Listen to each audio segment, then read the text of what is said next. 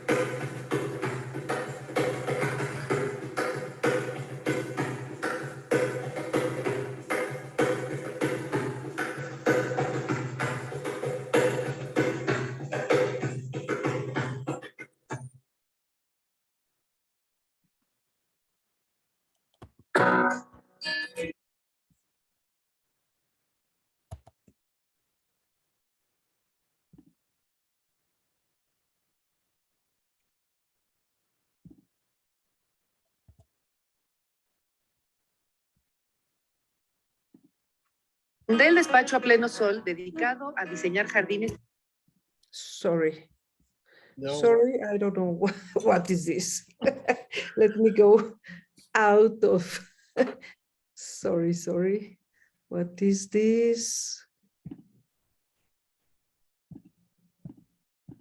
Welcome everyone for our monthly travel group.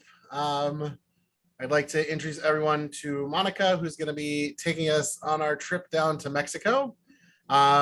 She's got a great presentation for us, and then save your questions till the end. If you have any questions in the middle, please feel free to throw them into the chat And welcome, Monica. Thank you so much.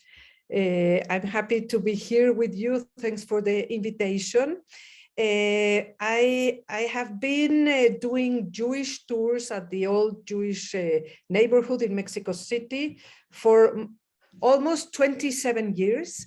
So I would like to share with you a visual presentation that I will start right now. And of course, if you have any questions or you have anything related to Mexico's Jews that you would like to share or whatever, please feel free to do so. So I want to know if now you can see a nice picture on your screen. Is that right? Okay, so this is the ceiling of a synagogue that I run as a cultural center in Mexico City. So if you ever go to the city, I would love to share with you this place. It's called the Historic Synagogue of Justo Sierra Street. But let me start.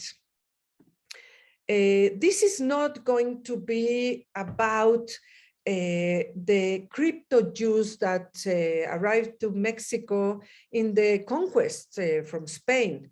But I want to mention at least that this happened. Since the 16th century, there was a Jewish population in Mexico that was not Jewish, it was crypto-Jewish or converso Jews that came to Mexico with the conquerors and later on with the Spanish or Portuguese people that wanted to have freedom and opportunities in Mexico. But this was impossible and they didn't know because the Inquisition also established in Mexico since 1571 as an official institution, because before the official institution, there was already an inquisitorial, I'm sorry for my English, activity that made the Jews to perform their Jewish costumes and traditions impossible. There was an inquisitional tribunal, and they were using these torture procedures to take out names from them and to have all kinds of information. And that's why we have that information, because by torture they spoke. So we know that there was a Jewish community that was secret and that was gone completely by the 17th century. So I just wanted to mention you this, but what I want to tell you, it has to do more with the 20th century Mexico's community that started in the 20th century. But this is just like an introduction. And we still have this building of the Inquisition in Mexico that is now contradictory, the Museum of the Medicine. Then we have a second stage of Jewish presence in Mexico when the President Porfirio Diaz, that he was 34 years in power, he was a dictator, and he wanted Mexico to be like Paris, like Italy, like any European city. So he invited European people to come to Mexico and gave them very good opportunities to invest. So in this time of the last years of the 19th century and the beginning of the 20th century, there came some Jewish individuals or families that they were more identified as French, mostly, English or German, and they were not so identified as Jews. They came as individuals. They wanted to be identified as their nationality. They were together with the French people in Mexico, with the German people in Mexico. When the First World War started in Europe, they went to fight with the army of their countries, and they left the families in Mexico, and they were not escaping anti-Semitism, poverty, or whatever problems that we had in the 20th century. They were just taking advantage of these opportunities that the government was giving to them. So we saw some pictures of these important firms like La Esmeralda jewelry store and the others, the Wolfovich, that they had also a workshop of jewelry, and this one High Life of clothing for men. And all these people, when the Mexican Revolution started in 1910, they left the country. They were not interested in being part of a Jewish community or whatever, something that could be done later. And also these Scherer and Noetzlin, that were the creators and the beginners of the first Mexican National Bank in Mexico. This person, Jacobo Granat, he is special because he came in this time also of Porfirio Diaz, but he participated in the creation of a Jewish community. He was committed. He directed this community in the beginning, and he was a man of business. He had the first cinema theater in the city, El Salón Rojo, and later on he had a lot of cinemas, but other business he ran too. So he had to go very often to Europe, and he was there and came back for different business. And when the Nazis were there in Europe, he was there in some moment, and he died in Auschwitz. That was a horrible tragedy because he was very active, and he was a Mason. And as a Mason, he was together in the group, in the lodge, with President Madero, that he was in campaign. And while he was in campaign, Granat supported him. So that was important for something that happened later, and I am soon going to tell you that. Now, when Porfirio Diaz was in power, other kind of Jews arrived in Mexico at the very beginning of the 20th century. And those were Jews from the Ottoman Empire, Jews from Syria, Aleppo and Damascus, Jews from Turkey, from the Balkans, from the first ones were Arab-speaking Jews, and the second ones were Ladino-speaking Jews. Like this is an announcement that it's in Ladino because it's with Hebrew letters, but this is in Spanish, and it says Para la América, and they are advertising these trips to go and to make a new free life full of opportunities, because, you know, in the Ottoman Empire, the Jews, the Armenians, and the Druze and all the minorities, they were not free, and they had to go to a very dangerous, how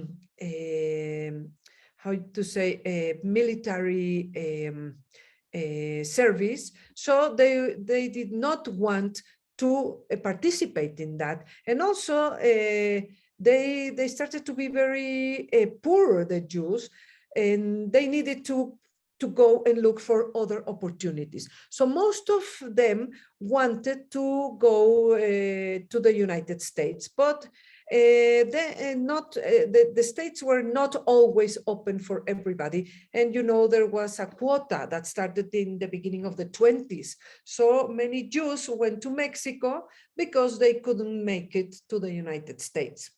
And when they came to Mexico in this time, Mexico was still very rural.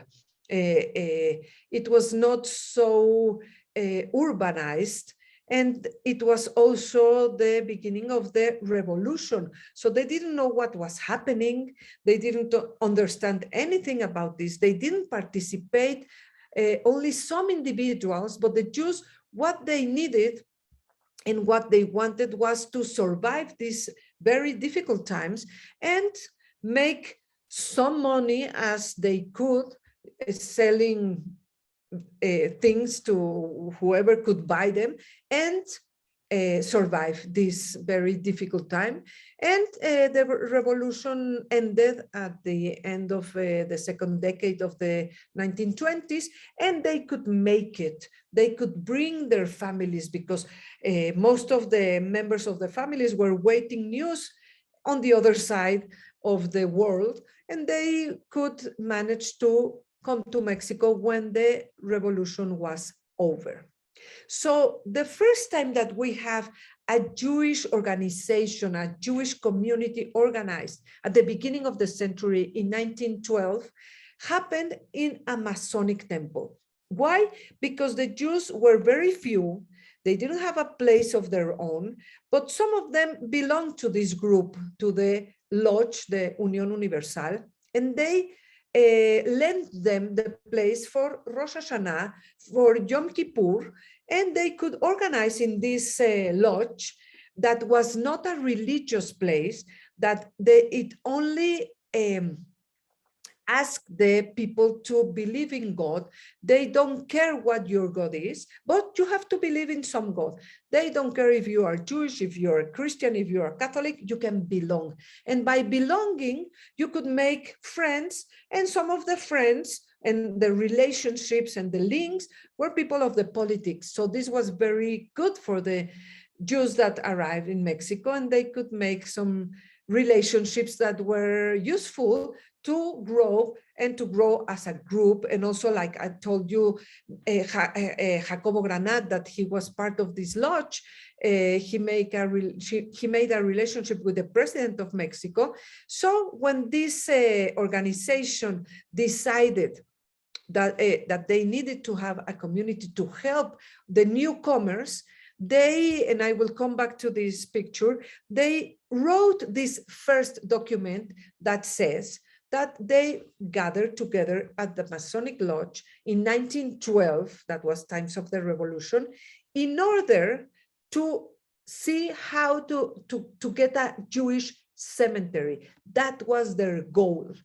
So this relation between Granat and Madero was very useful, because Granat supported the president when he was in campaign, and in exchange, the president gave Granat the official permission of the Mexican government to have a Jewish cemetery in Mexico.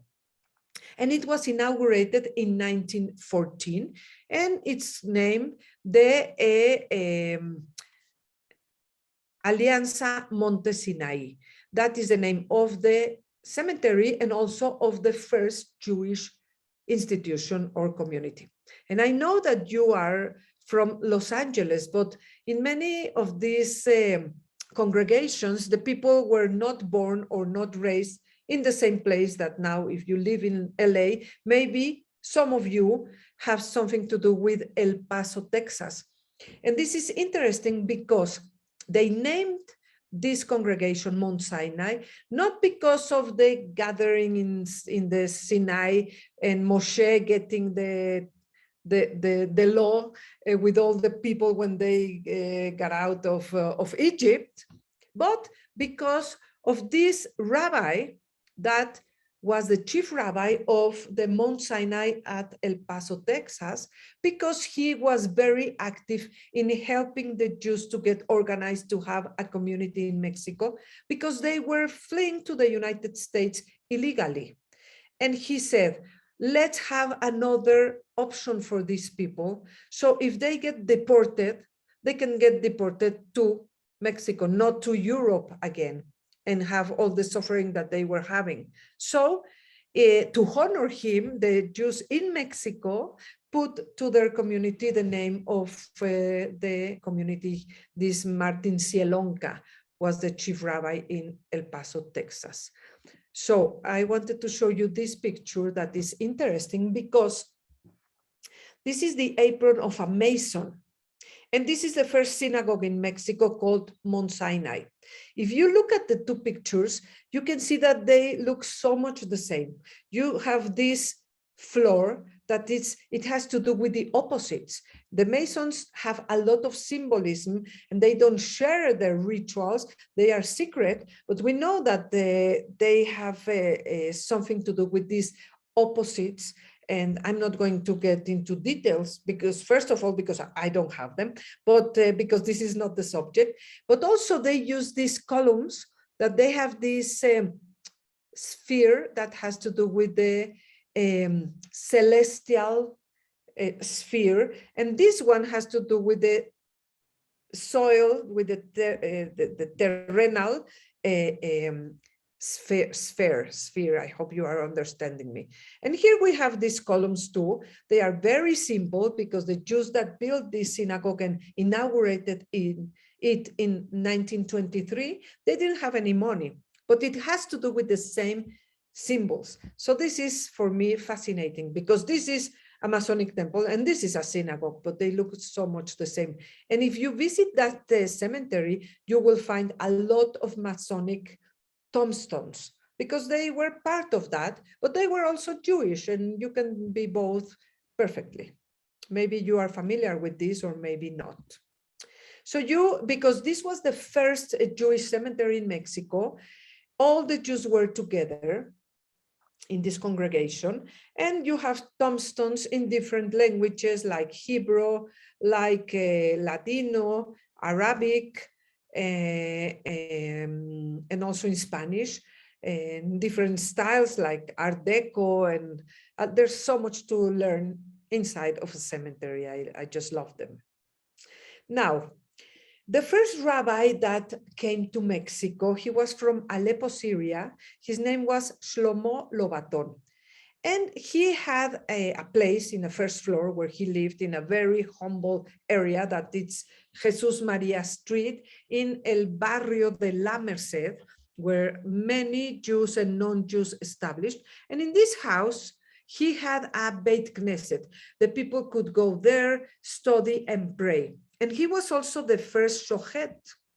So in this place, that is the La Santísima Garden, in one of these locales is where Carlos Mizrahi from Damascus, he opened the doors of his house to pray, to have some lessons of Talmud Torah, because the children went to a public school and they didn't have any Jewish education. So he helped them to have this in his house with some rabbi, with some teacher.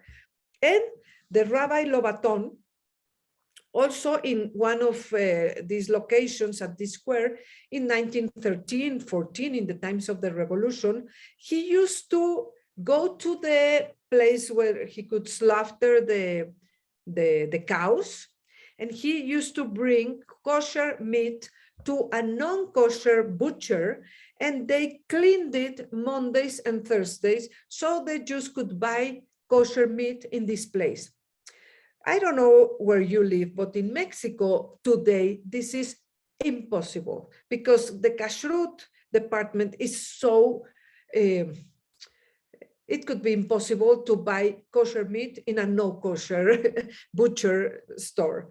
But in those times, they did whatever they could. And I'm showing you this picture because that city was so Catholic. You could know the time of the day by the bells that were ringing in the churches, and you see churches everywhere, and in every, and not every, but in many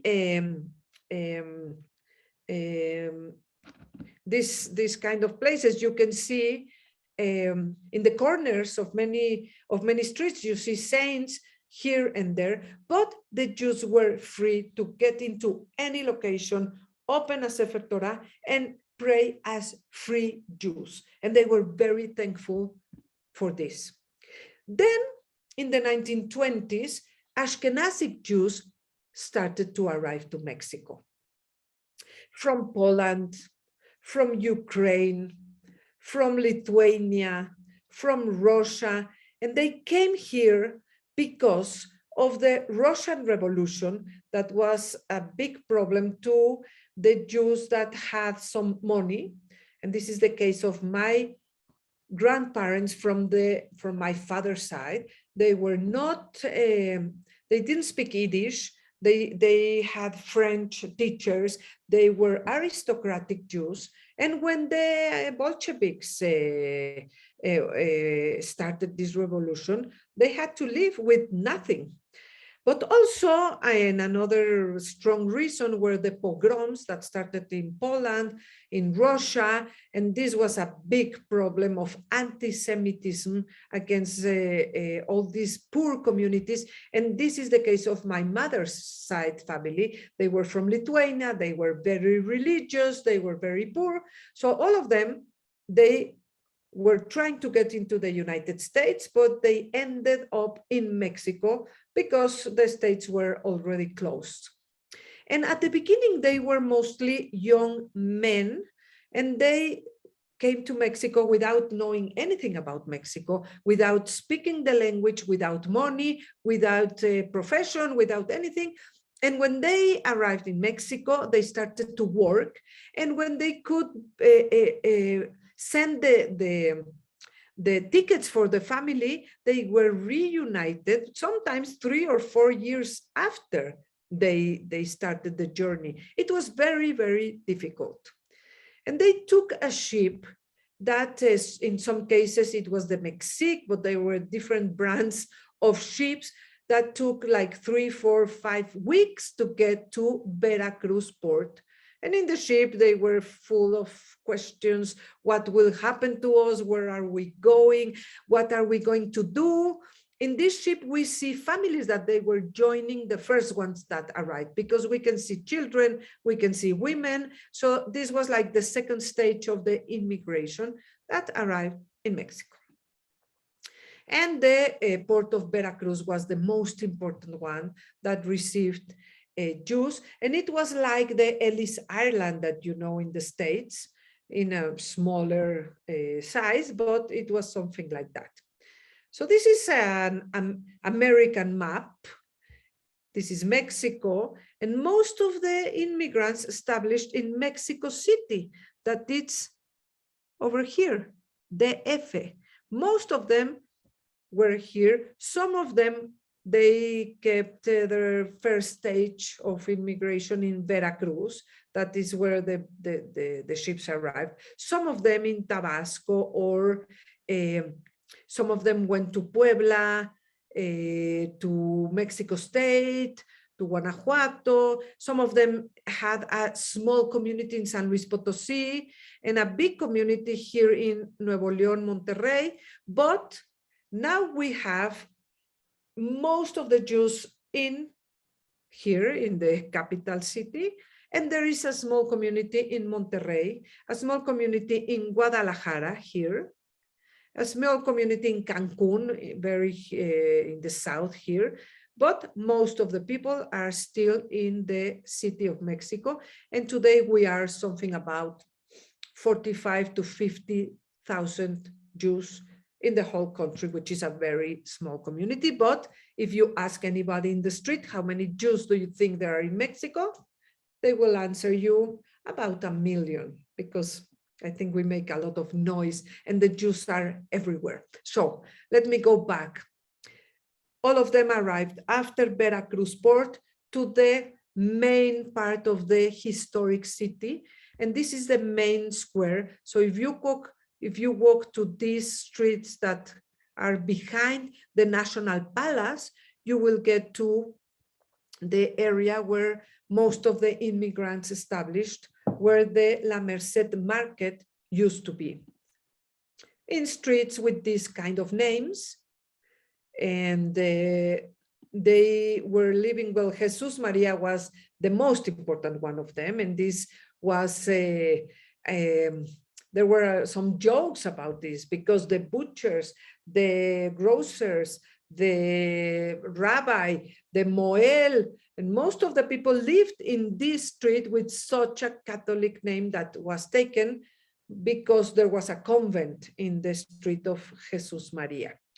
And most of the immigrants, they were living in this kind of communal living houses that they are named vecindades. And I know that in English, there is not a word for this. There is this tenement word, but I understand that the tenements are like going high And these are more horizontal tenements where there is a central patio and the families live around the patio in the first and the second floor. And most of these places, they have this kind of saints or the virgins because all kinds of people live there. And they were okay with this. And one of the social gathering places was where the women used to wash the clothes, and they hang the clothes so they get the sun somehow. And these patios, these squares, were very important for the social meeting. They were very important for the exchange of impressions, of letters, of cultural elements, because they were sharing this with people that were not Jewish. So you know that when Christmas comes in Mexico, there is a lot of celebration, 9 days of posadas, where there are piñatas and chanting and the Jesus baby, and all people are very, very devoted. So the Jews knew about this for the first time in their lives when they arrived to Mexico. And also some of these popular gatherings, and this is a music that it's called the organillero, and animals, some people had animals, and we know that also the Jews were growing chicken inside of the vecindades, and sometimes the shochet used to go there to the patio to kill the chicken so they could eat kosher chicken, but we will get to there a little bit later. So what did the 90% of the immigrants did to get money to eat and to rent a place and to save money to bring the families? They became peddlers. They were with no Spanish words. They were learning the Spanish words little by little, and they had their bodies as the stores. So they were in the streets offering their goods. This was very complicated because they didn't have the language, they didn't have money, they didn't have the family, and they were carrying in their bodies all this merchandise. Some people were buying, some people were not buying, and they had to find other areas so there was not so much competition. And when they had a little bit more of money, they could afford to pay some Mexican people to carry the merchandise. And these people were important because they became their translators sometimes, and they were very close to them. In this picture, we see, this is not in Mexico, this is in Damascus. So we can see that it was very much the same activity. For the Ashkenazi was more different, and that shocked them because some of them were professionals. They were doctors, they were lawyers, and when they came to Mexico, they could not do any of their professions because of the language, the money, the laws, and everything. Some of them, when they could afford to rent a place inside the market or outside the market, they started to sell their goods in this way. And some of them started in the houses where they were renting a workshop. Many immigrants were tailors. So they started a little workshop with one machine or by hand, and then they imported one machine, and then they had more and more, they had to do more and more. So they changed to a bigger place with more people working for them. And these little workshops became big factories in some cases. And some of them started to open stores, were rented places, and they were selling socks and clothes and different things that people, for example, I don't know how to call them, the nylons that the women used to, or they still use in their legs. This was new in Mexico, and the Jews started to make them and to sell them. So we have beautiful pictures of these first stores, and they started to grow with a lot of difficulties, but they started to grow.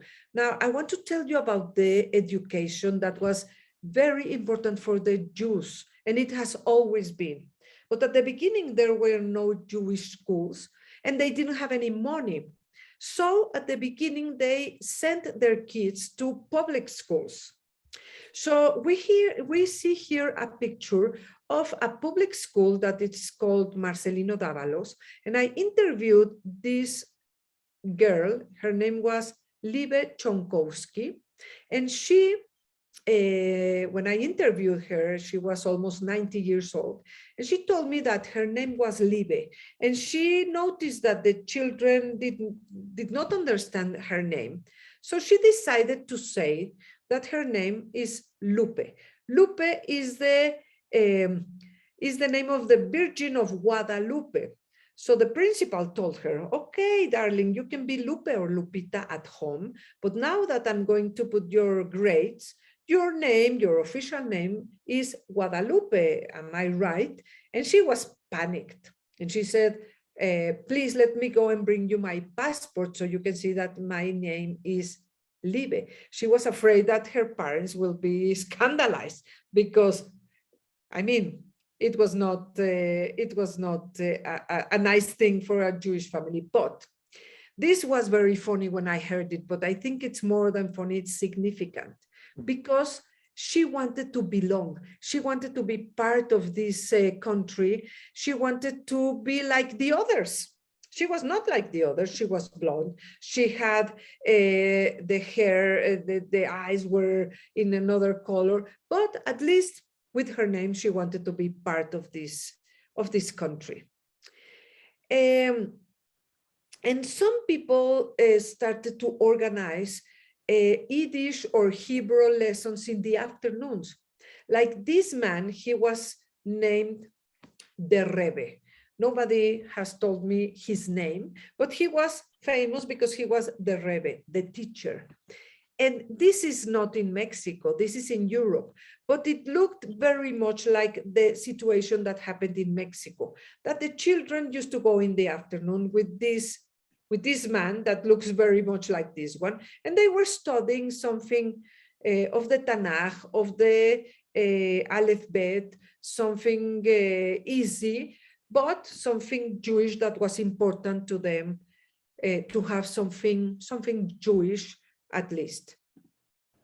And after some time, the first Jewish school was born in 1924. That was very early. And it was the Beit Sefer Ivri in these 2 rooms of this vecindad in Columbia Street. They used to do Yiddish theater in there, and they used to sing in Yiddish, and they decided to have a Yiddish speaking school that was not religious, that was not Zionist, and that was not Hebraist, but the Yiddish was the important thing. Some of the creators of this school were from the Bundist movement, that they came to Mexico, but they were shocked because in Mexico, they didn't find any workers movement like there was in Europe. So they became capitalists, but they were mostly dedicated to work and to have a cultural Yiddish and strong activity for all the people that came here. There was another school that they learned in Arabic, Hebrew, and Spanish. And this is a beautiful picture of that school that was called Hatihia, Beit Sefer Ivri Hatihia. And it was also in this neighborhood of La Merced. And also Yavne School, that I'm sure you know this name, Yavne. It was, and it still is, a religious school that belonged to the Keilah Ashkenazi. And it was also a Yiddish-speaking school that still until today, but we have a tragedy, I believe, today in the Yiddish schools in Mexico. We used to have 3, and now there are still 2, but none of them teach Yiddish, because the parents were not interested, they prefer English, and because there are no teachers. But this is the origins of Yavne School that was also at Jesus Mary Street number 3. We have another picture of Yavne School, and Rabbi Rafalin, that was the creator of this school with others. And in that place where the school was standing, there was also a hall where some weddings took place, because there was not a wedding place and there was not a synagogue still. There was a synagogue that was a house that was adapted for all the needs of the community. But this is a nice picture that I like very much of this wedding that took place there. You can see there is a mirror, and we can see the backs of the people in the mirror. And this is the invitation for the wedding. It was Rahunov and Rusansky. And I love that they included the ticket of the bus, so the people did not have to pay for the transportation for the wedding. Although it was in a walking distance for everybody, but they wanted to give all the guests these tickets, so they didn't have to walk anything. Now, speaking about what was happening in this neighborhood where everybody lived, where nobody had a car, everybody was walking, and everything happened around Jesus Mary Street, we know that there was a matzah factory that was made by the Filler family. And we know that the supervisor was Rabbi Jacob Goldberg, that was the first rabbi that arrived to Mexico from an Ashkenazi country. And he came in 1928, and he was also a dayan, the judge that was helping the people with their problems. So here we see the prices of the matzah in 1932. 53 cents a kilo and 27 cents the half kilo. I love these announcements. They have given me a lot of information for my tours, because they have the addresses where the places were and what they were about. So we know that there was a store that was called La Varsovia in Jesus Mary 4, La Rusia, Academia Street 23. So this all is part of the tours I give. And I stand outside of these places and we talk about all these things. And you can see the names of the stores. They are very interesting, because they didn't want to leave those places. They missed Varsovia, they missed Russia. So they put their stores, the names of the places they came from. Also, we have another thing that was La Palestina, the store of Mrs. Dantus. And here she is offering in the newspaper that was called Der Weg in the 1930s, that she has herring, you know, this fish, and pickles, and all kinds of flowers and wine, and a lot of things that she was receiving from Russia. And also she made herself the pickles. So people used to go to these kind of stores to buy the Yiddish things, and these were more than stores. They were places of information where the Jews could know who is marrying, who died, at what time is the wedding, where is going to be this and that. And if you have some nephew that could be maybe marrying the daughter of your cousin. So it was also like a gossip places where you cannot take anything from the store. They had to give it to you. It was not like the supermarkets like this one. No, okay, let me go back. And also there was this restaurant in Jesus Mary number 21, where people could go there and eat something very traditional, because all this thing of the flavors, I love anything that has to do with food and flavors, because it's more than eating. It has to do with something more important than just the stomach. It has to do with the heart. It has to do with the memories. It has to do with your roots. So in Mexico, they were reinventing all these recipes with what they could find in Mexico, in the Mexico markets. This is a beautiful a picture of the Mishkin family, where you see it's a Pesach gathering. Here is the matzah, the wine, but we see a picture inside of the picture. And it is because this couple could not be with them. I don't know why. Maybe we perished at the Holocaust. Maybe they were in Europe and they were arriving later, but they were not here. And here we can see this man is the painter that painted the beautiful ceiling of the synagogue that we are going to see at the end of this presentation. And this is another Pesach gathering where we see a character that was very popular among the community, and it's this woman. She was Hane the cook, and she used to cook delicious, all these traditional dishes, and she was the cook for the small gatherings like a Pesach reunion. For the weddings, there was another. There was Mr. Schiele, that I think we have him very soon. This was another of the grocery stores that were very popular in Jesus Mary, as you can see here in Yiddish, Jesus Maria 22, Telephone Eric, because it was of the Ericsson company, and Mexique DF. I don't know if you know Yiddish, but I love these Spanish words written in Yiddish. And what they say is that Mrs. Makowski used to do like this and take with her hand the pickles and the herrings by hand and put some paper, because the plastic bags did not exist in this time of history.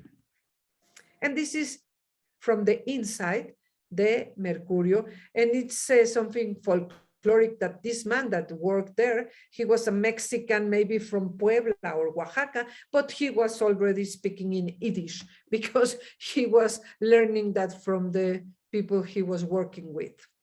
And this is one of the kosher butchers, and you can see it here, kosher, and this is where the Jews could get anything that was not chicken, because as I told you, the chicken was something easier.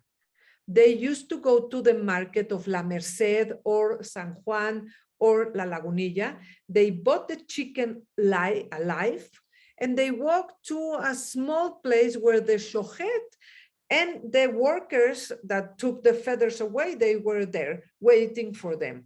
So they took the chicken, the shochet was killing them to make them kosher, and they will go home to cook them and to eat them, because there were no refrigerators. They didn't exist in those years. So there was a man that used to take big pieces of ice to the houses, and that was the fridge.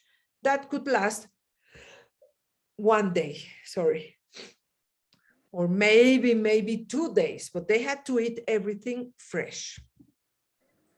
And as I mentioned before, some people used to grow the chicken at home, and the shochet would go there to kill them and make them kosher. Like in this case, I was told by the family that they lived somewhere here upstairs. They closed this corridor, then they had the chicken to grow, and then they could eat them. Now, this is the moel. And this was like the teacher of the ones that came after. But this was the important one, the moel clip. I always say that he had a very accurate name for his profession, Mr. Clip. And he used to make the Brit Milah for all the children that were being born in Mexico City. And he used to take the bus to go to the other places if there were any children getting born. And this picture is interesting because this woman was the nurse. She was a doctor and a nurse, and they were always together when it was a boy, because she was going to the Brit Milah with the family. And if it was a girl, there was not a Brit Milah, but she was always very close. This was the couple that they were the cooks and the caterers. Schiele, and Ethel Schlechter. And this is the menu. I think you cannot see it. It's very, very little. But what I want to tell you, it's a completely traditional menu from Eastern Europe. Nobody would ever think about changing the menu because they miss these flavors and they didn't want to change them. Today, and I'm sure it's the same story with you, if you are going to make the wedding of your daughter, you want to serve something very original, fashionable, and not in those times. They wanted to keep tradition. And this is how it looks, the synagogue of the Ashkenazi community, in these long tables where these people used to serve all these delicious Yiddish traditional meals. And what they say is that when they were over with the meals, everybody had to go out for 45 minutes. They would clean everything and everybody came back for the ball because there was not enough space for both things in the same space. Now, I'm going back to talk to you about the first synagogue that was built in Mexico. The name is Mount Sinai. At the beginning, it was an apartment that was adapted for prayings, for the meetings of the community, for anything that was needed. But then, and every Jew, they were together. But in 1922, something happened. And that's why I'm showing you here a little piece of Megillat Esther. Because in 1922, in that synagogue that was adapted, the Ashkenazi Jews were reading Megillat Esther. And I don't know what happened and how it happened, but they wrote this. We were in the reading of Megillat Esther, and the Arab-speaking Jews came, interrupted, and told us that they needed the space, that we had to hurry, and they felt horrible. They felt that they did not have any support from the Arab-speaking Jews, so they decided to create their own congregation. That's the name of Nidhe Israel.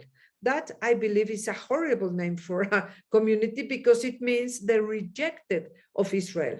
And they said, because we were rejected from Poland, from Russia, but also in Mexico. So they split and they decided to do their own community. And I'm trying to do something with that time.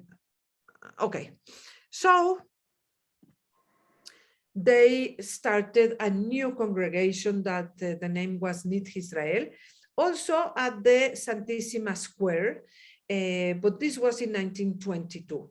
So that house that was for the prayings of everybody after 1922 was turned down, and it was rebuilt as the first synagogue that we have in Mexico. And this is how it looks. And this was for the Jews of Damascus, because after the Ashkenazim went out of this congregation, the Sephardim from the Balkanic places, from Turkey, from Greece, they also decided to create their own congregation. And the Jews from Aleppo, they did their own. And this community, the Mount Sinai, was, and it's still until today, the community of the Jews from Damascus and Lebanon. The Lebanese arrived in the 1960s, 70s, and they gathered together with the Damascus Jews. Now, a very emblematic building for many, many activities was popular name Tacuba 15, because that is the address where it is standing. And it was first used, it was a rented place. It's a very French palace that was used by all these immigrants. It was first used by the Jews of the Young Men Hebrew Association that they started in the United States. They didn't want to fight in the First World War, so they came to Mexico. They recreated the organization in this building. And then some of them, after the war, went back to the States. Some of them were kept in Mexico. So I'm going to show you some of the pictures of the many activities that started in this building, like the Maccabi. They had Spanish lessons because they wanted to belong to this country. They wanted to know not only Spanish, but also the Mexican traditions and how Mexico works. So they had lectures about Mexico, and they had a library with books in Yiddish, in Polish, in Russian, in different languages. They could go there, as you can see, why the Young Men Hebrew Association Library. And also it was a very important cultural gathering center. Here you can see Jascha Heifetz, the very renowned violinist. He came to the Bellas Artes concert hall in Mexico, and then he had a reception with the Jews in Tacuba 15 building. There was also Yiddish theater over there, like the Goldene Hatune. And also we see another picture of the Yiddish theater that was very important for the immigrants, but also the left-wing Jews gathered in this place, like the ones that were having here a lecture about Marx, and also the Bundist and the socialist and the communist among the Jews. They used the place for their lectures. But also the Zionist with Avner Alifas, that was the creator of the Zionist movement in Mexico. He was the director and the creator of the Tarbut School, Sephardic Tarbut School, and the Ashomer Atzair. But also Purim balls and festivals and weddings like this one of this couple that now they are all they died, but they gave me these pictures that I love them. You can see the orchestra over here. And it was such a traditional gathering. Now, this is Nidhe Israel, the first Ashkenazi synagogue that was built in Mexico. And this is where I am in charge of it as a cultural center.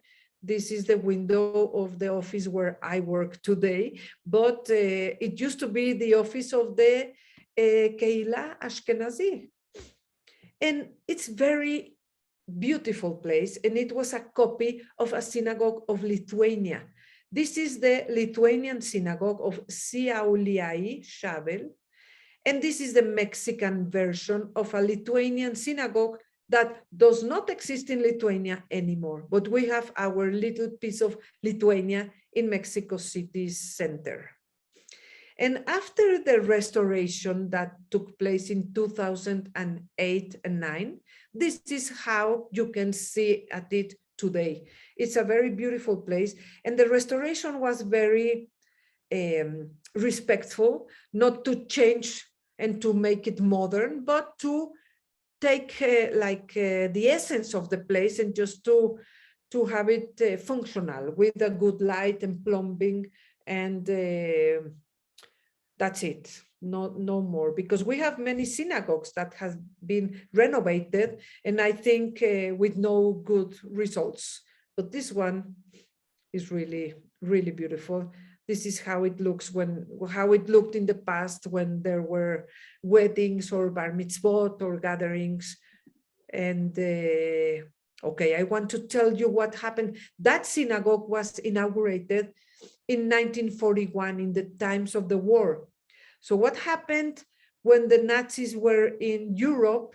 It's interesting, but in Mexico, there was a flourishing of institutions in the times of the war, because 3 to 4 schools and synagogues were created in the times of the war. So what happened in Mexico? There were some propaganda, people that wanted the Jews to go out of the country.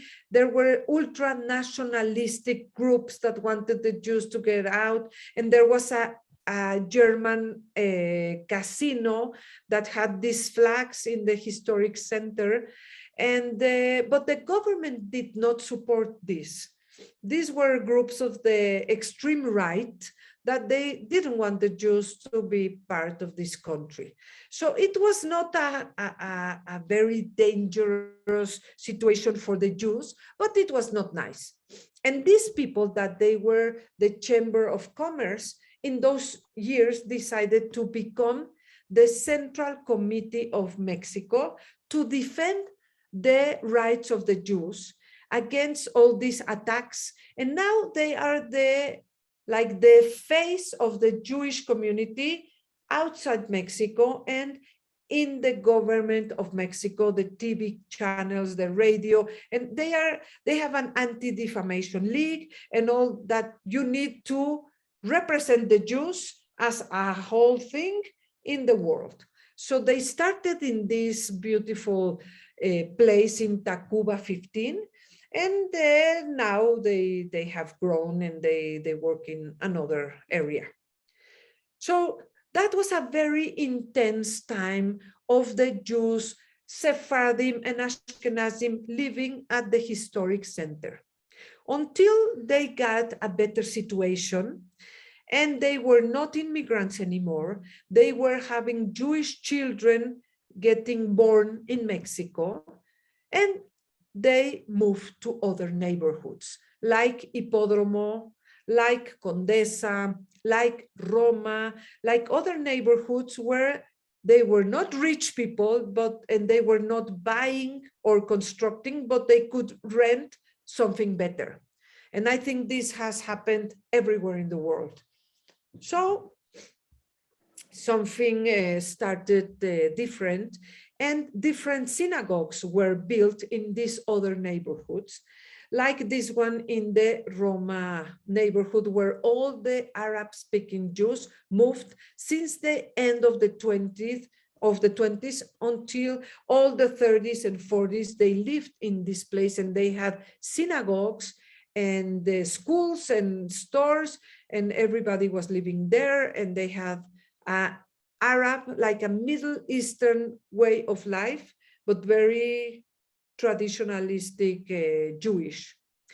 And also the Ashkenazim built synagogues in the Hipódromo and Condesa neighborhoods that now the Roma and these others are very chic places with great restaurants, boutiques, and a lot of young people live there and artistic people live there. But those used to be very Jewish neighborhoods.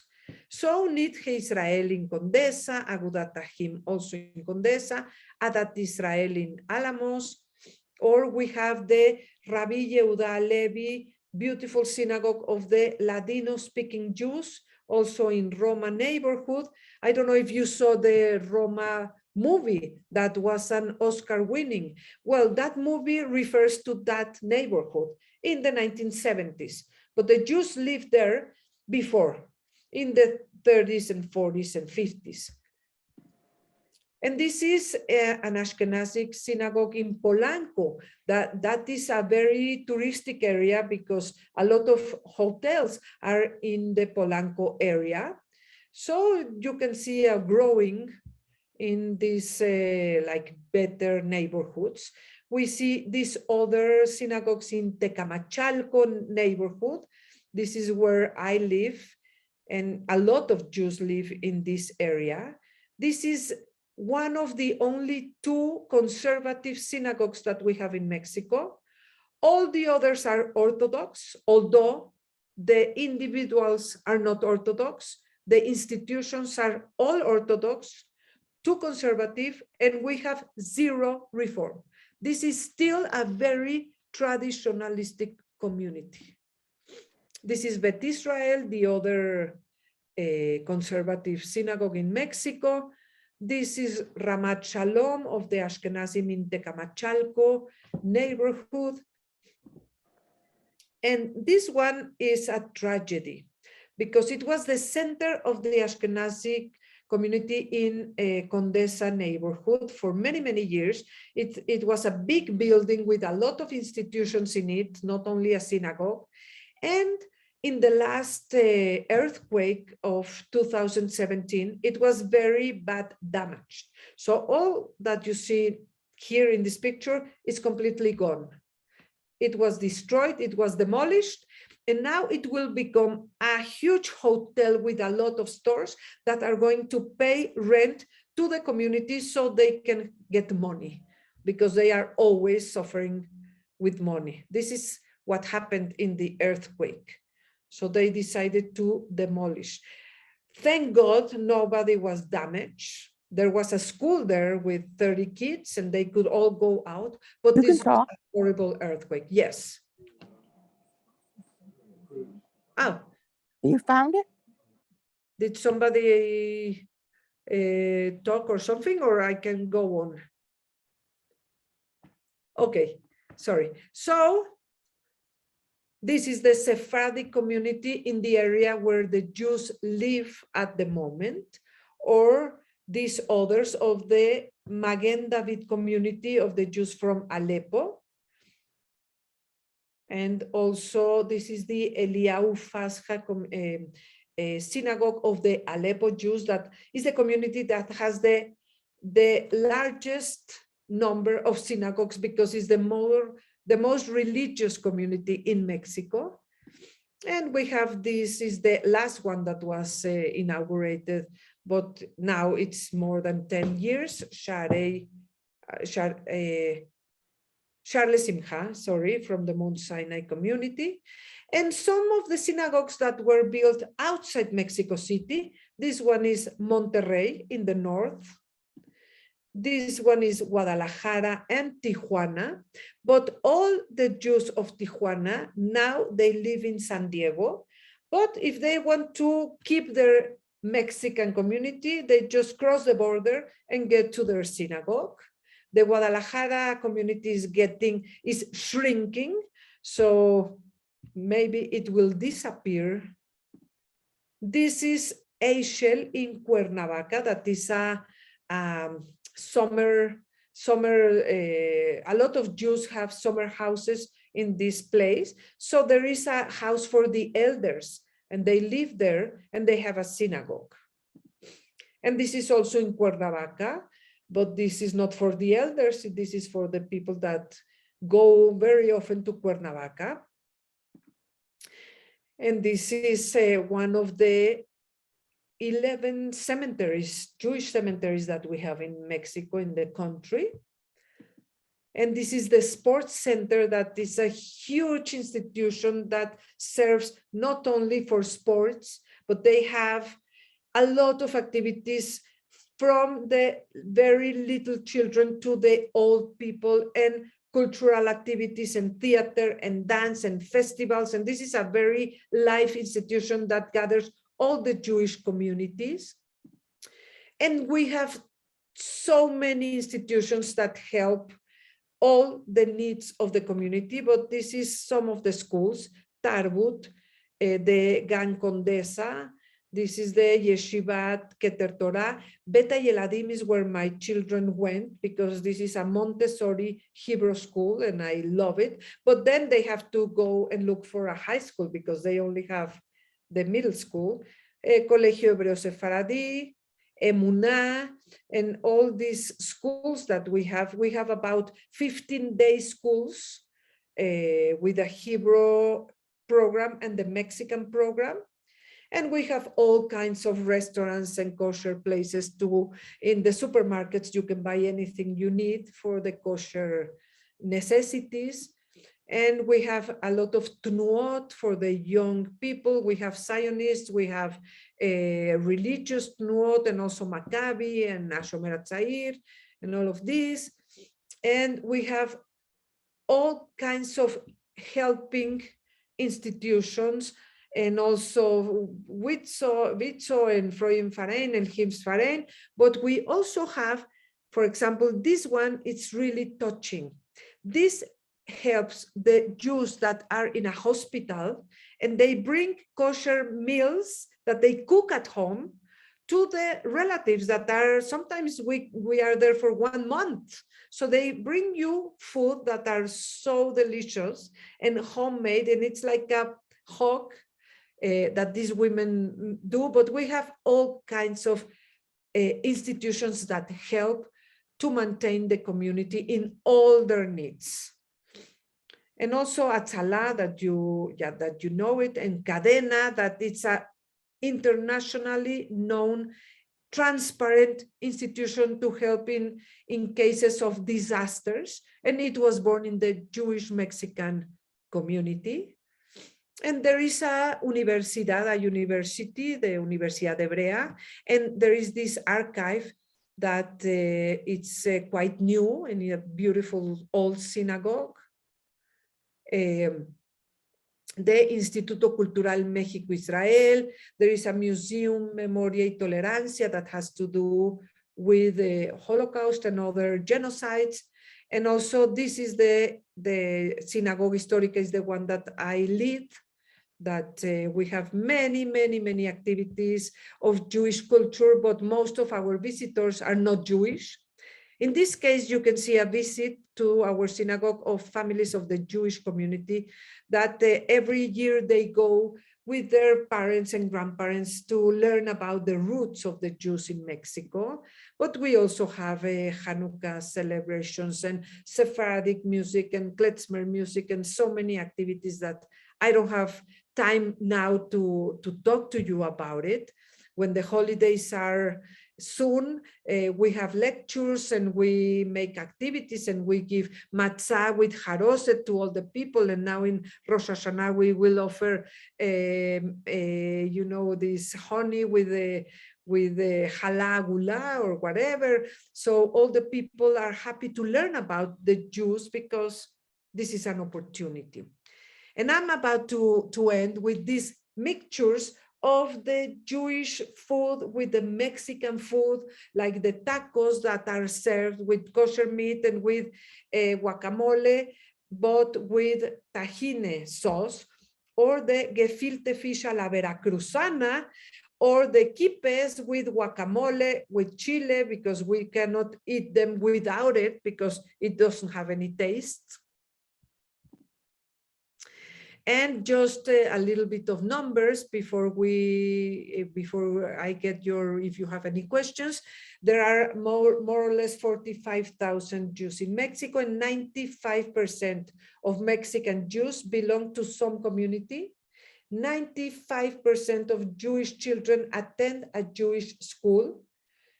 Many of them get some scholarship because they don't have money to pay for it. Less than 2% of marriages are taking place outside of the community. And well, this is the credits of the pictures that you just saw, but I would like to know, Ari, if we have any questions. I know that I was a little bit like trying to give you a lot of information in a little time, and I'm sorry about that, but I hope that you could get some interesting information, but it's never enough time. No, that was great. Love to open it up to anyone and everyone who has any questions. So feel free to raise your Zoom hand or put a question in the comments, and we'll get to them. Barbara Breger asks, how safe is Mexico City these days? Well, that is a question that, okay, Mexico is a city that you have to be careful of if you are walking in the streets to not have like jewelry or money, or I'm always walking with my with the money in my jeans, with my cell phone in my jeans, but I feel safe. I'm always at the historic center, and I go out like 9-10 p.m. when I go there to the office, and I feel safe. There was a time like 10-15 years ago that there was a lot of kidnappings, and some of them were people I know of the Jewish community, but we have not heard about any kidnapping in a long time. But we know that the cartels of the drug dealers are being protected by our president.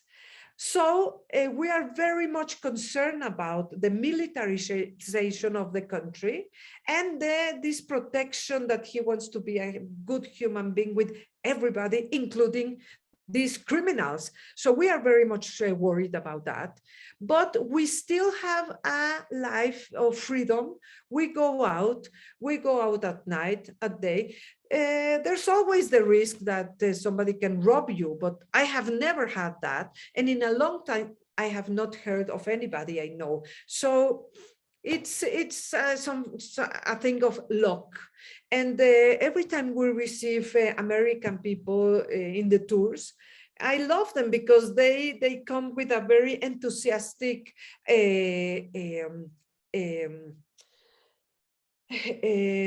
I forgot the word, but they go with enthusiasm to get to learn about Mexico, and they discover a lot in the streets, and I think it's fine. And I invite you to come and visit us because it's a beautiful country and such an interesting city full of so many things. Now, 30 years ago or so when I was there, it was a beautiful city, but the traffic was unbelievable. Is it still that way? It's worse than any city I've ever been to. Oh, yes, the traffic is awful. You never know what will happen. Sometimes it's better, sometimes it's worse, but it's always heavy. It's a big city with so many cars. And what happens is that the public transportation is not good. So I always use my car. I should use more the public transportation, but from where I live to the historic center where I work, there is not a metro. So I have to take the car to get to the metro, to the subway. So I take the car, the whole road, and that's it. And I know there will be traffic, so I have my podcasts and I have my music and I do telephone calls or whatever, because you know you are going to take a long time. Bob, aka Nora's iPad. Well, first of all, thank you for the presentation. And I was in Mexico City about, it was before COVID, about 4 or 5 years ago. And it was a spectacular city. I mean, it was so vibrant. It was unlike almost any other city I've been to in the world. And it is, I stayed in Polanco, and I was very careful that when I was going to get a cab, I went to a cab stand. You never hail a cab in Mexico City. You have to go to the cab stand, and they have special kind of licensing, and that's very safe. And then there's a special service on Uber that you get a special, it's very safe also. And if you're staying at a place like in Polanco, they will call you a cab and you can go wherever you need to go. But one of the things that I ran across when I was in Mexico City, and I was in Polanco, I thought that was a Jewish neighborhood, but I'd like to know where exactly the Jewish neighborhood is now, or where a lot of Jews in a certain area live. And then the other thing is that there was a lot of artists that came over to Mexico to get away from the Nazis. And like Lenore Carrington, the surrealist artist, she actually married a Jewish person from Mexico to get into Mexico. And I was wondering if you could talk a little bit about the kind of milieu around these artists in the 30s and 40s, and a lot of them were leftists as well, and what was happening in terms of all of these artists that were coming into Mexico City at that time. Okay, about the neighborhoods, now we don't live only in one neighborhood. In Polanco, you have a lot of ultra-Orthodox Jews, and you can see them. They are in black, they have a lot of children, and they gather in the parks in Polanco, but also other Jews. But there was a time of the Jewish community in Polanco that they moved to Tecamachalco, Bosques de las Lomas, La Herradura, Santa Fe, Lomas de Chapultepec. Those are the main places where the Jews live, and there are synagogues in all of those places. Now, about the artists, do you mean Jewish artists? Because there was like a movement, mostly in the 1930s and starting in the 20s, in the 30s, with all this muralist movement, that there was an effervescence of artistic ambience in Mexico around the muralists of Diego Rivera. And when Trotsky came to Mexico, because Diego Rivera asked the President Cárdenas to accept him, and there was this photographer, Tina Modotti, that she was in love with a communist from Cuba, and they were all gathering together. And with all these people, there were some Jews, like, for example, Jacob Glantz. He came from Ukraine. He's the father of Margot Glantz, that is a writer, that she's 92 years old,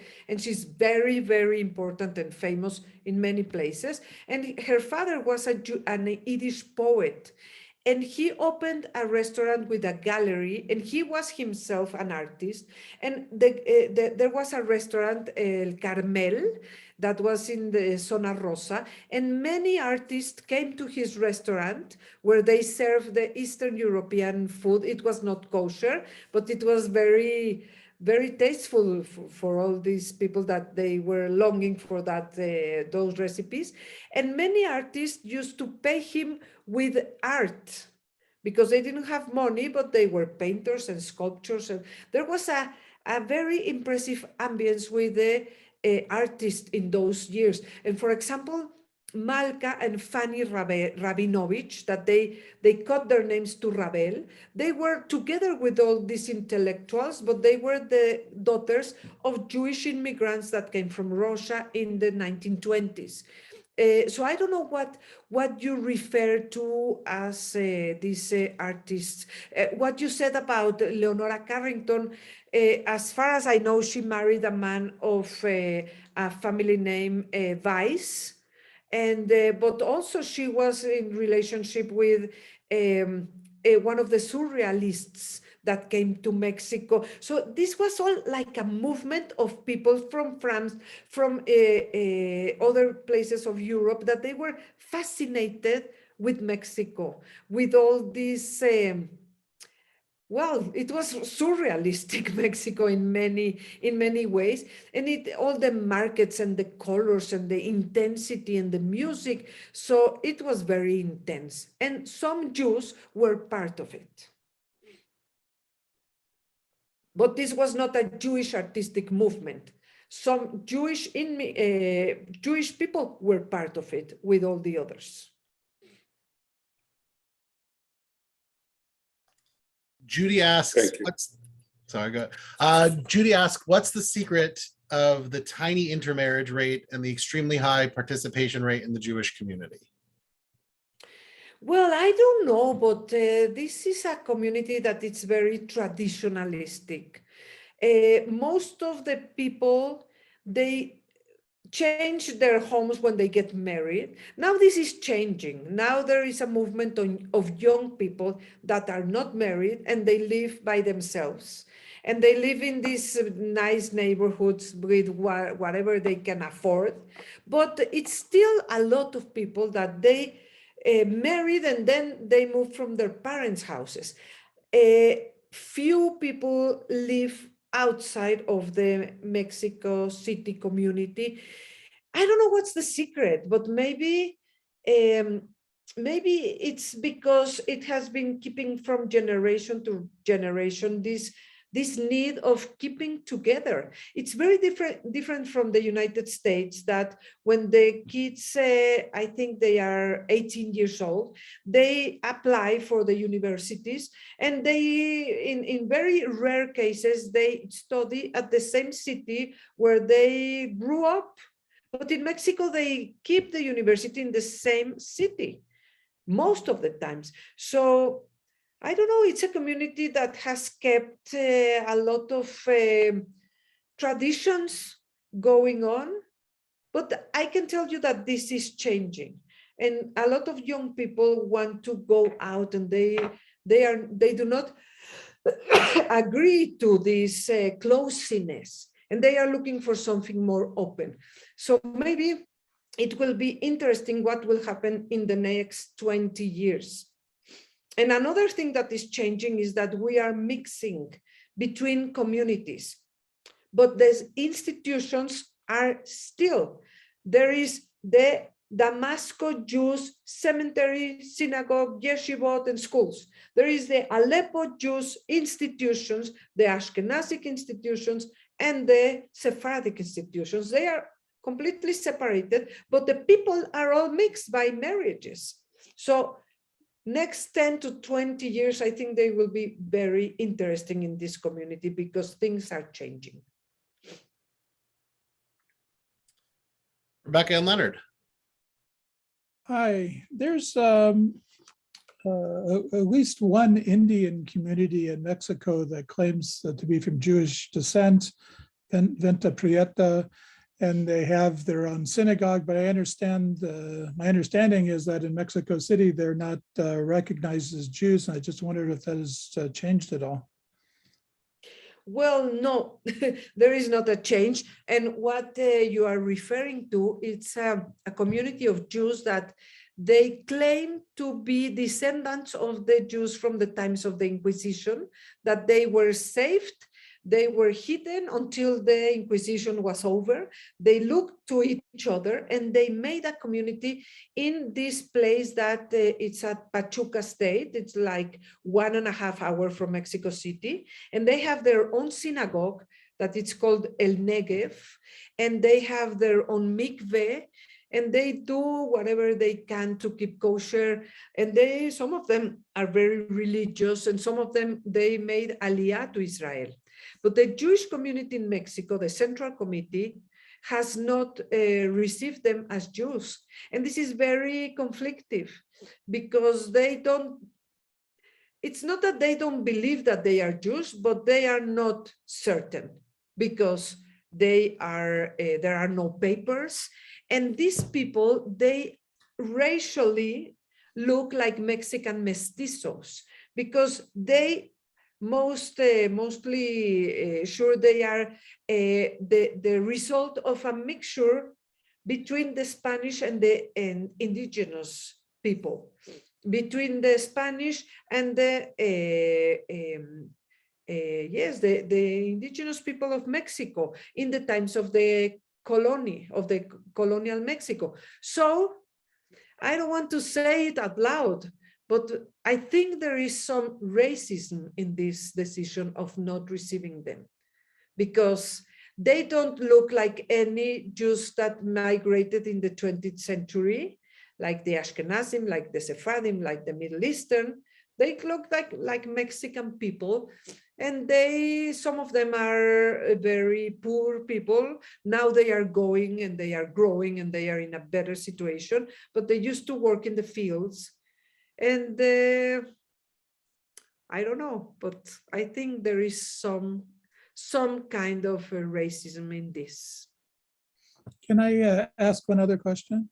Yes, please. With the mixing of the Jewish communities in Mexico City, we visited New Orleans earlier this year, and what we discovered is that there's a Orthodox synagogue, a conservative synagogue, a Reform synagogue, but the people who belong to those synagogues don't necessarily meet the same label.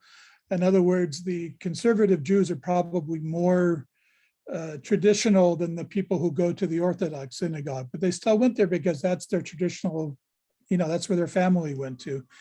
But what we found that was very interesting was that when people got married from different communities, they remained members of both synagogues. And I just wondered what happens in Mexico City when you have a mixed marriage.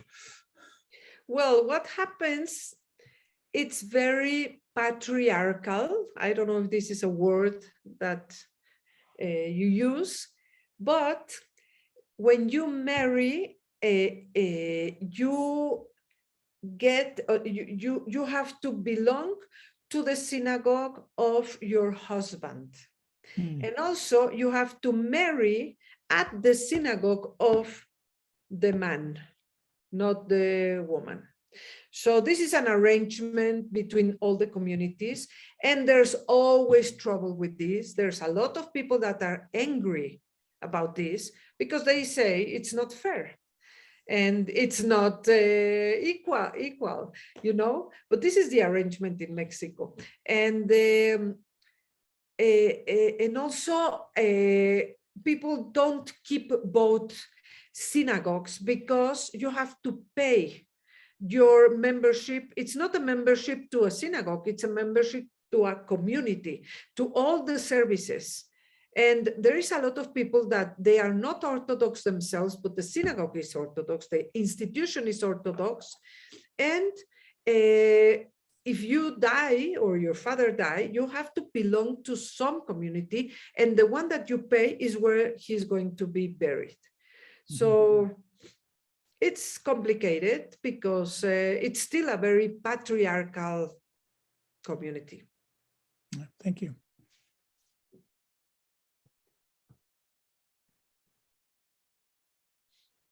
Barbara.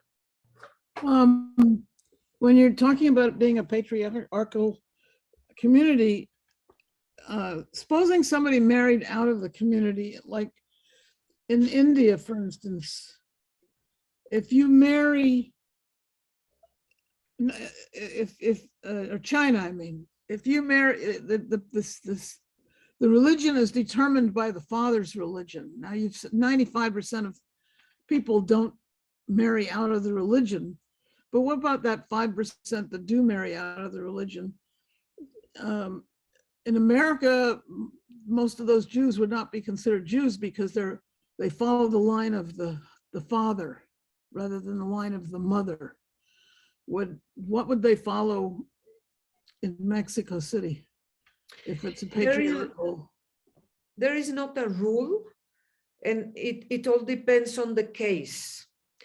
In general, I can tell you that in the Syrian communities, this will not be accepted, and they will not accept the not Jewish part into the community. In the Ashkenazi community, it depends on the family, but the conversions in Mexico are very complicated. In the Syrian communities are not accepted. And in the other communities, they are accepted, but in certain circumstances.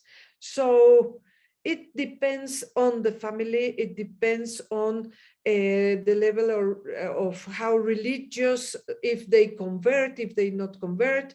There is not a rule, but I can tell you that the Syrian communities, they have a rule that it's called the takana, and it's tremendous because they look for several generations up to the people that they have to have Jewish, like 4 generations. So there is a lot of bad feelings of people that they grew up like Jews, but they have a grandmother that was not Jewish, and they would not accept them. So it all depends on the family, but as a general situation, the Syrian communities are very much more close-minded. Any other questions? Rebecca and Leonard? In the US, in New York and Deal, New Jersey, we have very traditional Syrian communities as well. I just wondered if there's any connection between the ones in Mexico and those in the US. I think there is family connections with the ones in New York, that they are the Aleppo ones, that they keep their traditions very, very close. So they are the same in Panama, in Colombia, in Mexico, in New York. The Aleppo Jews are very, very much the same. And the names and the other things, but as institutional connections, as far as I know, there aren't. I think there are more like family connections between the families that have relatives outside. I know, for example, there is a family of Lebanese Jews that when they went out from Lebanon, some went to Brazil, some went to Panama, some went to Houston, Texas, and others went to Canada in Montreal, and some went to Mexico, and they have very close connections, but they are family connections. I see. Mhm. Anyone else? Yeah, we had a program like this several months ago about the Tijuana Jews. And they seem to be into real businesses, fairly big businesses, it seemed like. And as you mentioned, a lot of them do live in San Diego and come across the border. Is there any relationship between Jews and communities such as Tijuana and Mexico City? Is there any talk between them at all? What is the question? If there is a relationship between the Jews of Tijuana and Mexico City? Yeah, I mean, like in America, the Los Angeles Jews, we don't communicate necessarily, but we know what's going on amongst the New York Jews. Mhm. And I was born in San Francisco, so I keep my fingers on what's going on in in the Bay Area. Is it such the distance so great you don't really communicate at all or learn about what they're doing that much, or do they learn about what you're doing? Very few.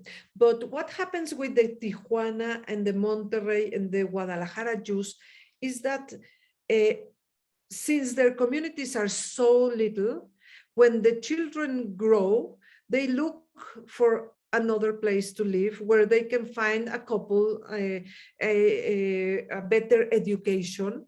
So most of the Jews of Tijuana, they moved to San Diego. Most of the Jews of Monterrey and Guadalajara, they moved to Mexico City. So the relationships and the information comes like the other question before, between relatives, that they have relationship between each other, but as communities, as far as I know, there is not much link. And they are very, very far away. I mean, Tijuana and you, it's much closer than Tijuana and me, right? And you in Los Angeles, you can take a route like 2-3 hours maybe, but from Mexico, it's impossible. You have to fly. Bob?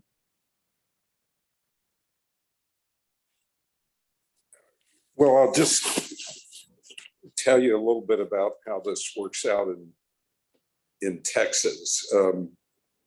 A dear friend of my brother and mine, the Wexler family, the paterfamilias came from Romania and went to Montreal, and then from Montreal down to Monterey. And when he got to Monterey, he came back to San Antonio and started a junk business, and he made it because he had to negotiate with Pancho Villa to get some metal that was on a train that Pancho Villa had seized. And if he wasn't able to do that, he would have gone under. But in McAllen, which is in South Texas, the Ashkenazi Jews and the Middle Eastern Jews have the first thing they have to decide is, are they going to be white or not? Because the major frame in South Texas. And I imagine that these Middle Eastern Jews, from what you've said, came up to McAllen from Mexico City in these earlier immigrations. That's the main racial frame in South Texas. So the Middle Eastern Jews a lot of times were not considered really white in Texas. And they may not have considered themselves white. So that's just a little bit of information that, shows how these immigration patterns stretch into other jurisdictions. Interesting. Thank you. Anyone else? I wanted to tell you about the song that you heard at the beginning before I started. There is a group in Mexico that it's called Grupo Sefarad, and they sing in Ladino. And I love the group. I collaborated with my husband to create that group, and they sing beautiful. They are a great group of musicians, and my husband and an actress, they read texts of the Ladino. So I just wanted to share with you that song that they made when we were all in the pandemic. They couldn't be together, so they played this song in each one in his house, and they made it together. So that's because Ari asked me to share with you some music. So that's what I shared, just for you to know who this group is, of Mexican Jews of different origins. Only one is Sephardic, by the way. The others are Ashkenazi, more from Aleppo and that. Amazing. Mm-hmm. Thank you so much, Monica. This was amazing. Thank you very much. Everyone else, just a reminder that next month, October 24th at 7 p.m., we are doing Jewish life in China, which should be a very interesting topic. And thank you, everyone, for joining us, and have a great rest of your evening. Thank you. Thank you. Bye.